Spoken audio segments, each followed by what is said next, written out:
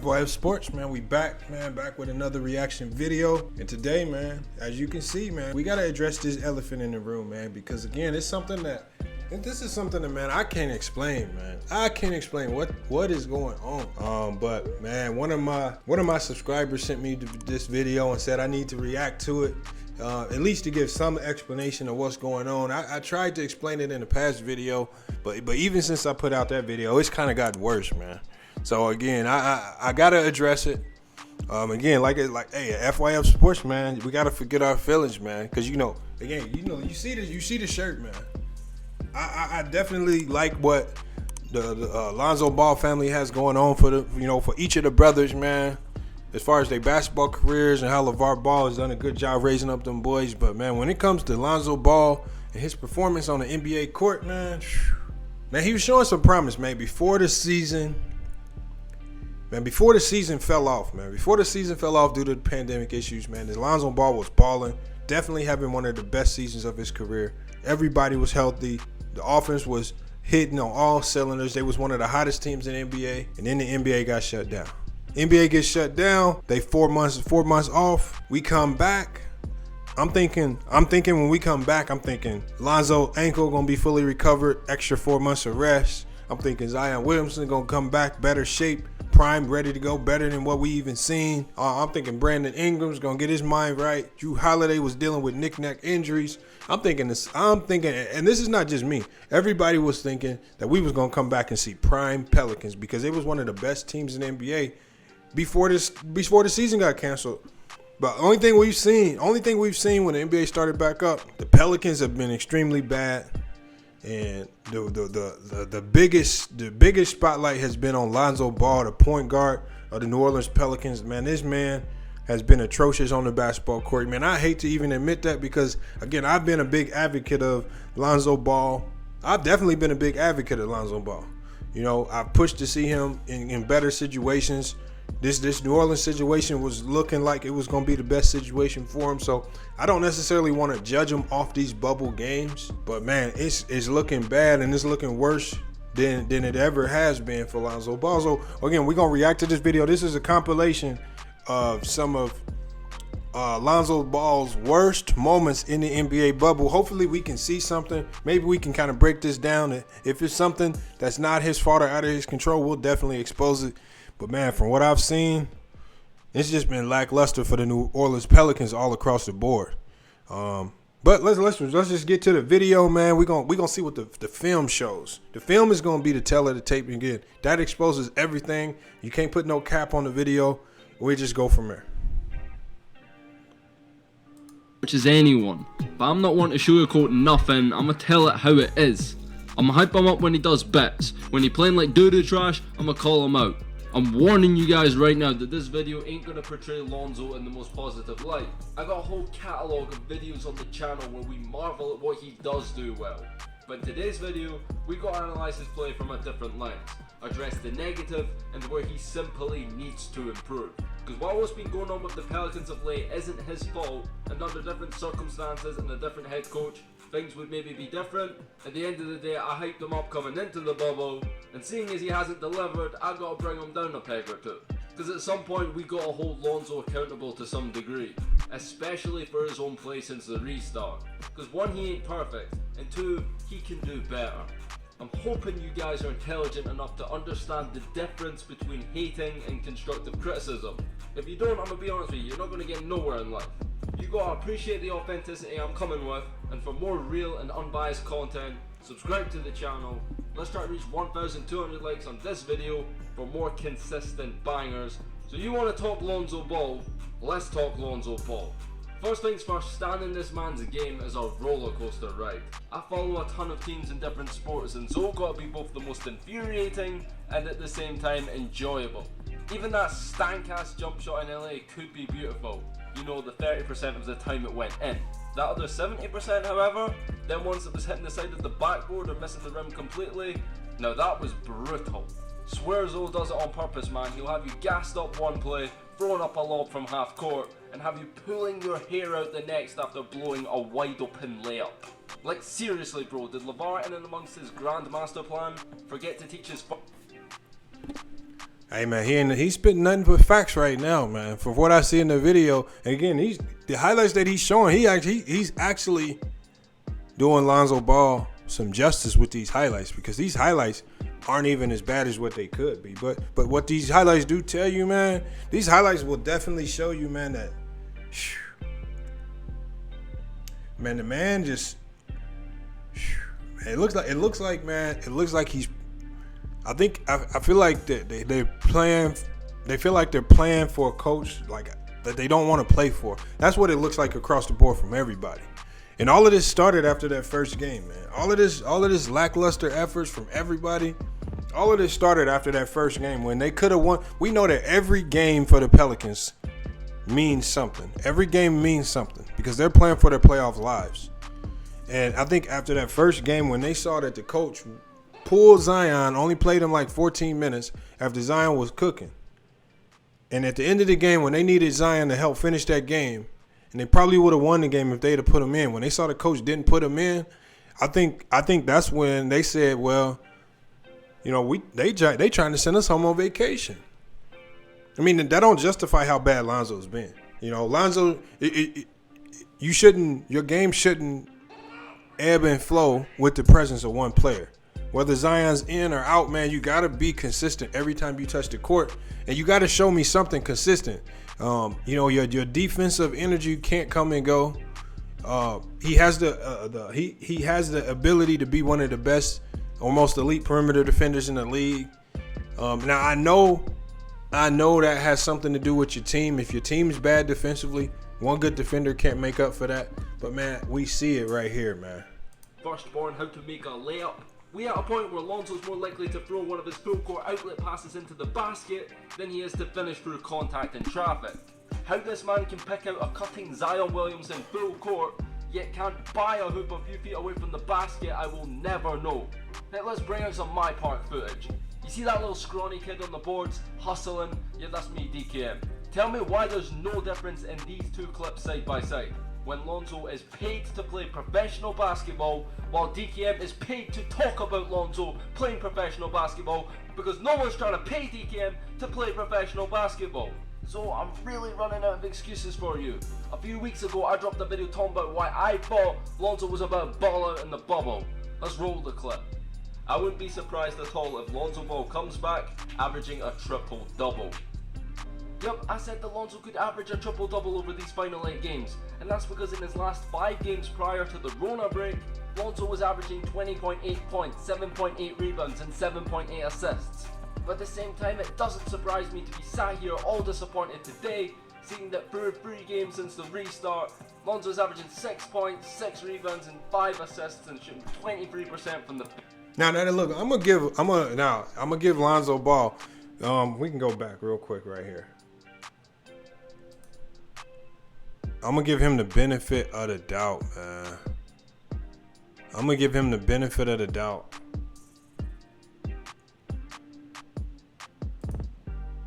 Because when we watch this offensive play develop, I'm going to show you the problem with Alvin Gentry's offensive system, man. Look at this. Through 3 games since the restart, Lonzo's up. Now, look, right here.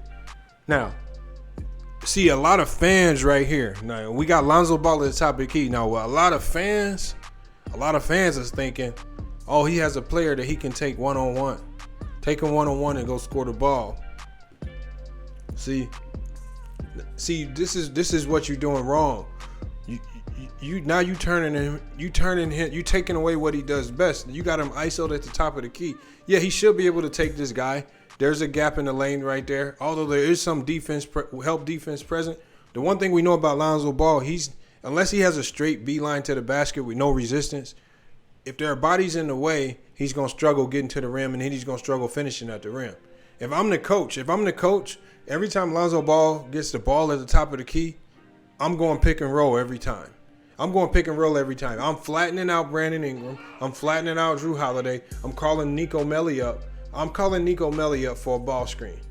and I'm doing a pick and pop with one of my best shooters. I'm gonna space the court, and then I'm gonna allow him to attack. But y'all watch this, man. Watch this. Again, this is Alvin Gentry. I don't understand what he's doing. When in a situation like this, I'm flattening everything out. I'm going 1-4 flat with a high pick and roll with my big man. Averaging 6 points, 6 rebounds, and 5 assists. And now look. I told you. I just told you. Now we got him driving in the gaps. He did what he was supposed to do.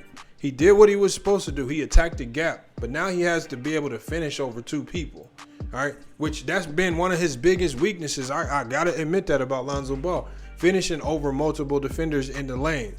All right, so now we look here, it looks like an open layup, but the man got Ja Morant flying at him from underneath, and he got the big chasing him down from behind on a contested layup. When you could have avoided all of that with a 1-4 high pick and roll ball screen with your center, who your center's down here in the action doing nothing.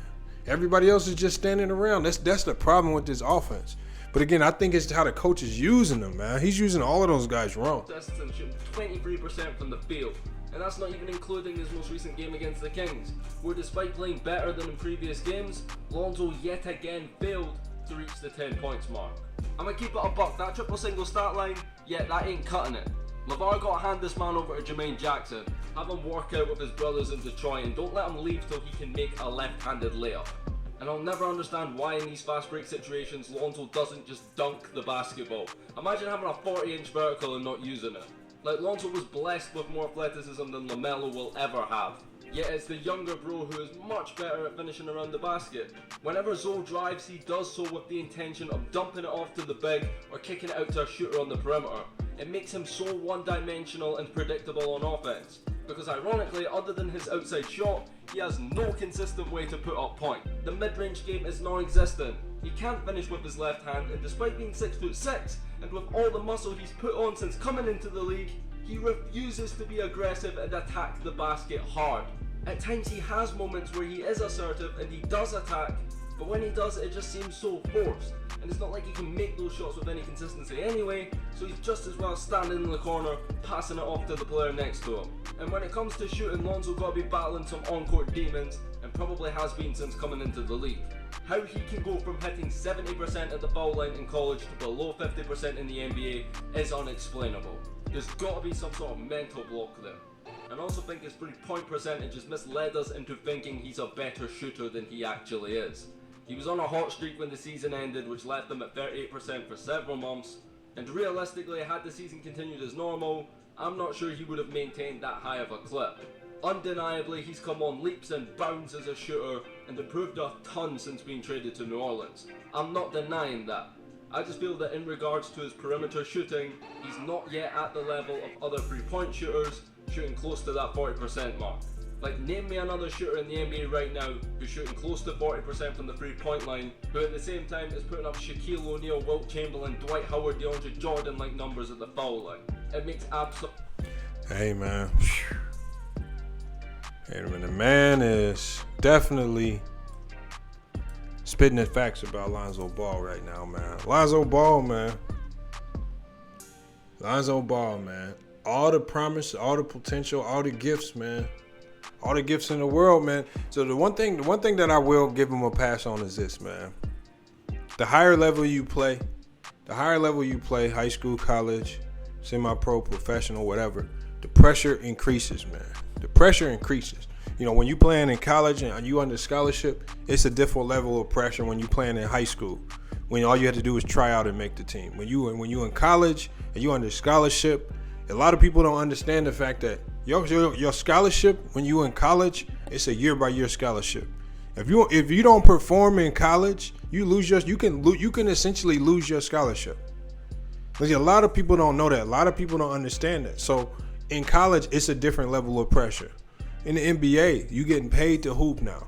You got media, you got all of these pressures affecting your game. I don't give Lonzo Ball the pressure pass as much because he grew up in the limelight essentially. Especially when he was a senior in high school, his name got put out there. When he went to UCLA, he dealt with all of the media, he dealt with all the pressure, and I've seen the man perform under the limelight. So again, I just don't understand what's going on. Ever since we've been returned to action in the bubble, I don't know if teams have adjusted to some of his tendencies, their game planning, they're strategizing a little bit more. But it looks like all of the problems that he's having are self-inflicted. Now, there are a lot of things that I can point out. There are a couple situations here where I saw Zion and I saw Jackson Hayes setting really bad screens. He couldn't really get off the pick and roll. I saw Jackson Hayes not really rolling hard on the pick and roll. That affects all of his options. But at the end of the day, man, the man is missing wide open shots and layups. That's right there. Especially with you already having a lot of critics because of your dad. But when you running out there and you missing open layups and a lot of open threes, again, you just giving these people more ammunition to come at your game. And again, I can't excuse that, because whether you know in high school, college, NBA, open layup is an open layup, man. Open layup is what gets you going, man. A lot of people don't know, if you're a shooter, all you need to do is see that ball go in the basket. See that ball go in the basket one time, and that opens up the flood water. So we're gonna go ahead and finish this out, man. Man put together a solid video though. I like what he's talking about. Absolutely no sense to me. And I don't want to get on bro too much, but it's hard to continue to make excuses for someone averaging 6, 6, and 5 in an empty gym. You've not even got the pressure of fans anymore. And regardless of all the other things he does well on a basketball court, at some point as a starting point guard in today's league, you got to be able to score the ball. And if Lonzo can't figure this out at some point, then he's just going to end up a glorified Elfrid Payton or Ricky Rubio. And if you want to look at just the numbers, right now he falls into that category statistically. And by no means are either Payton or Rubio bad NBA players. They're starters at the game's highest level for a reason, who, like Lonzo, impact the game in positive ways outside of scoring. The difference is neither of them were drafted number 2 overall. Neither Rubio or Payton came into the league as one of the most hyped prospects in years, and although it's completely out of Lonzo's control, expectation matters. And when players fall short of their pre-draft billing, critics are going to throw around the bust tag, even when in this case, it's undeserved. Lonzo fans, let's be for real. If someone had told you on the night of the 2017 NBA draft that Lonzo 3 years into the league would be putting up the same numbers as Ricky Rubio and Elfrid Payton, are you telling me you'd be satisfied? You'd be okay with that? You'd consider that a success? Maybe I just hold Lonzo to a higher standard than you guys, because I believe he can bring so much more than what he's leaving on the floor in the bubble right now. And in this video, I ain't even go off on the Pelicans like that. If I was to get started on Alvin Gentry, his rotations, and how he still has a head coaching job in the NBA, bro, this video would be 2-3 times as long. And it might seem as if I'm just singling out Zoe, but he is far from the problem in New Orleans. I could go off on Drew Holiday and others too, but who of you would actually be interested in watching that? Come on now. Anyways, if you guys made it up to this point, you've done well. It was tough, but hopefully you got through it. Comment Lonzo's legacy if you've made it up to the end to confuse people down below in the comment section. I need to know that I'm not alone on this, and what aspects of the game you think Lonzo can and needs to still improve on. Lastly, subscribe to the channel to join the gang. We drop bangers only. Hey man, the man was spitting straight facts, especially towards the end there, man. Especially towards the end there, because I deal with a lot of people, man, that got a lot of hate and a lot of animosity towards Lonzo Ball, primarily because of his dad, man. A lot of people use the fact that he was a number 2 pick, man. They try to throw that out there and say that if you're a number 2 pick, we expect more. I mean, at the end of the day, over the last 10 years, the majority of the number 2 picks coming into the NBA have not lived up to the hype. So I don't use the number 2 because, again, where you get drafted, again, that's all subjective, and sometimes it's based off team need. And it's not always about who the best player is. Even going into that draft, a lot of people were saying that De'Aaron Fox was the better point guard. But again, it was about the hype. It was about the need.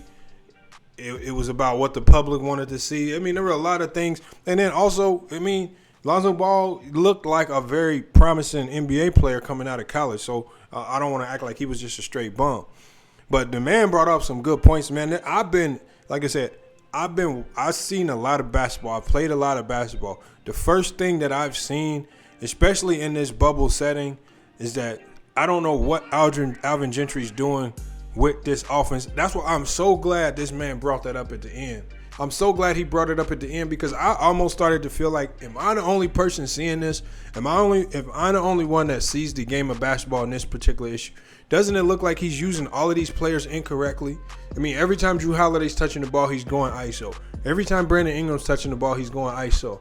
I mean, there's no flow, there's no movement, there's no feel or movement to the offense. I mean, I don't know what's going on with this team. And I mean, it almost looks like they don't either like playing with each other, or they don't like playing for this coach. But at the end of the day, man, something's not right internally with this team that's affecting this team altogether. There's no other way to explain it. All right. And when you got a player like Lonzo Ball playing with so little confidence, that tells you what. Like look at T.J. Warren. Look at the confidence that he's playing in. The only way he can play at that level is if his coach instills the confidence in him to go out, take those shots, make or miss, and do his thing. Like, a lot of times it's just about confidence in the NBA, man. We can see it with Lonzo Ball. So, I mean, I still feel like the man has a lot of promise. I'm definitely wouldn't give up on him. I mean, I know he's going to be in the NBA for a long time. He's definitely not playing up to expectation, but for a lot of, like look at T.J. Warren, y'all. T.J. Warren, ever since he came out of college, has been an elite scorer. All right, but he hasn't been with the right coach or the right system. We got to think. T.J. Warren was with the Phoenix Suns and got traded away for cash considerations. And the man is in the NBA bubble right now, damn near averaging 39 a game.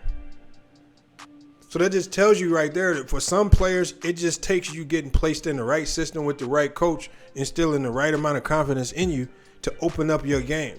Because if TJ Warren continues to play the way he's playing, not just this year, but for multiple years, the man is going to be a Hall of Famer. And nobody would have guessed that after his first few years in the league, because look at the teams he was playing for. Look at the coaches he was playing for. Look at the systems. So, I mean, all of that matters, but at the end of the day, man, my final take on Lonzo Ball, man, is Lonzo, you got to do better. You got to do better. You got to find a way to be more effective on the court. At the end of the day, man, you're out on the court with 4 other professional players. I mean, y'all got to find a way to get it done. Y'all, your issue is y'all going out there, y'all looking lethargic, y'all looking like y'all got no energy, y'all looking like y'all don't want to be out there. And y'all really look like y'all all want to go home on vacation. That's just how it looks from my perspective. And I'm not even talking about a fan's perspective. I'm just talking about my basketball eye tells me that y'all don't want to be out on the court. It's when I see y'all all in interviews and y'all talking about it, none of y'all look upset about, like, there's a such thing in basketball as a good loss and a bad loss. Y'all have all bad losses and y'all have only bad wins. Come on, man. Something is not right over there in New Orleans. Y'all need to get that straightened out. And the first thing New Orleans needs to do when this season is over is they need to get rid of Alvin Gentry, man. I appreciate them giving a black coach the opportunity, but he is not the right coach. He's not the right coach for that team. He's not the right coach for that team. And all you got to do, again, and any basketball mind can look at this. If you look at these highlights, man, they have no offensive structure. They have no principles. Man, I don't know what they're doing. They're doing too much ISO. They got Lonzo Ball attacking off the dribble when that's his primary weakness. They're not giving him any pick and rolls. He should be. I could run on. Like the guy said. We can talk all day. We can talk all day about Alvin Gentry and a lot of his failings, man. All day. But man, let's get off that, man. Great video, man. Appreciate that. I'm definitely gonna be reacting to a few more of his videos. I like this man's take, man. Hey, DKM. FYF Sports, hit us up, man. We need that collab, man, because great minds think alike, man. I like how you broke this down, man. FYF Sports, man. Another great reaction video. Make sure you guys like, comment, subscribe. Again, if you want more reactions to DKM, if you want more reactions just in general, let us know in the comments, man. We got them coming for you. FYF Sports. We out.